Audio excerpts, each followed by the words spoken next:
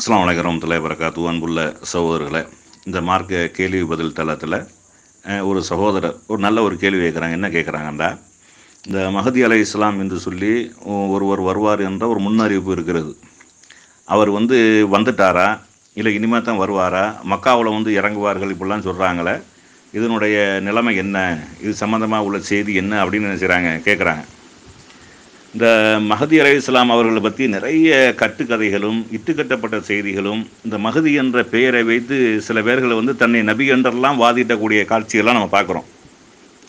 இந்த மிர்சா குலாம் அகமது காதியானி என்று சொல்லக்கூடியவன் வாக்களிக்கப்பட்ட மஹதி நான் தான் என்று சொல்லி என்ன செஞ்சான், தன்னை நபி என்று பிரகடனப்படுத்தி ஒரு கணிசமான மக்களை வழிகெடுத்தான். காதியானிகள்னு சொல்கிறாங்களே இல்லையா, அவன் பேர் என்ன ரசூல் ஸல்லல்லாஹு அலைஹி வஸல்லம் முன்னறிப்பின் அடிப்படையில் பார்த்தாலும் இவன் அதுக்கு சம்மந்தமான ஆள் கிடையாது.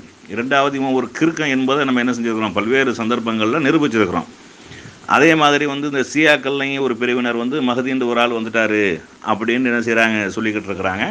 அவங்க தான் இது விஷயமா நிறைய கட்டுக்கதைகளை என்ன செய்கிறாங்க, அவிழ்த்தி விடுறாங்க. அதுக்கு காரணம் இருக்குது. அந்த கட்டுக்கதைகளை அவிழ்த்தி விடுவதற்கு அதுக்கு என்ன காரணம் முறை நான் பின்னாடி சொல்கிறேன். அதே மாதிரி இந்த கிருஷ்ணகிரி மாவட்டத்தில் கூட மஹதியாக்கள் என்று சொல்லி ஒரு கூட்டம் இருக்கிறாங்க. யாரோ ஒரு ஆள் சொன்னதை வச்சு என்ன செய்கிறாங்க, மஹதியாக்கள் நாங்கள் தான் அப்படின்ட்டு ஒரு குழப்பத்தை உண்டு பண்ணிக்கிட்டு இருக்கிறாங்க.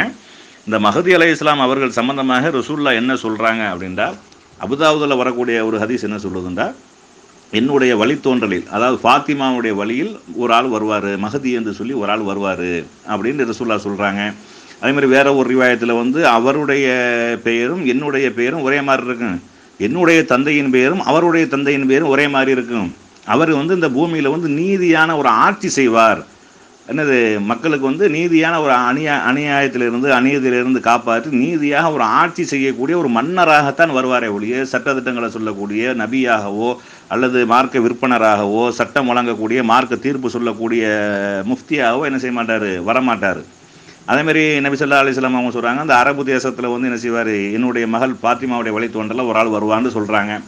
அதேமாதிரி ஒரே ஒரு நாள் இருந்தால் கூட என்ன செய்வான், அந்த ஒரு நாளை அல்லாஹ் நீட்டுவான். என்ன செய்வார், அந்த மஹதி அவர் நீதியான ஒரு ஆட்சி செய்வார். இந்த செய்திகள் தான் இருக்குதே ஒழிய, ஒரு ஆள் வருவார், அவர் என்ன செய்வார், அவர் வந்ததுக்கப்புறம் நீதியான ஒரு ஆட்சி நடக்கும், ஒரு மன்னராக என்ன செய்வார், வருவார் அப்படின்னு ரசூல் ஸல்லல்லாஹு அலைஹி வஸல்லம் சொல்லியிருக்காங்க. ஒரே ஒரு நாள் மீதம் இருந்தாலும் அந்த ஒரு நாளை அல்லாஹ் நீட்டுவான், அவர் நீதியான ஒரு ஆட்சி செய்வார். அவருடைய பெயரும் என்னுடைய பெயரும் ஒரே மாதிரி இருக்கும், என்னுடைய தந்தை பெயரும் அவருடைய தந்தை பெயரும் ஒரே மாதிரி இருக்கும். அப்படியெல்லாம் ரசூலுல்லாஹ் சொல்கிறாங்க. என்னுடைய மகள் ஃபாத்திமாவுடைய வழித்தோன்றலாம் வருவாங்கிறாங்க. இவங்களெல்லாம் எடுத்துக்கிட்டமாக இந்த ரசூலுல்லாஹ் சொன்ன இந்த முன்னறிவிப்பின் அடிப்படையில் எல்லாமே பொய்யா போயிடும். இந்த மிர்சா குலாம் என்பவன் அவனுடைய பேரே என்னென்னா குலாம் அகமது, முகம்மதனுடைய அடிமை என்பது தான் அவனுடைய பேர். அவனுக்கு இதுக்கும் என்ன இல்லை, சம்மந்தமே கிடையாது. ரெண்டாவது, அவன் பாகிஸ்தானில் ஒரு பகுதியை கூட என்ன செய்யலை, ஆட்சி செய்யலை. உலகம் முழுவதும் நீதியால் நிரம்பி இருக்கும் ரசூலுல்லாஹ் சொல்கிறாங்க. அதனால் வாக்களிக்கப்பட்ட அந்த மஹதி என்பவர் வருவார். அவர் வரக்கூடிய நேரத்தில் என்ன செய்யும், ஒரு நீதமான ஒரு ஆட்சி நடக்கும்.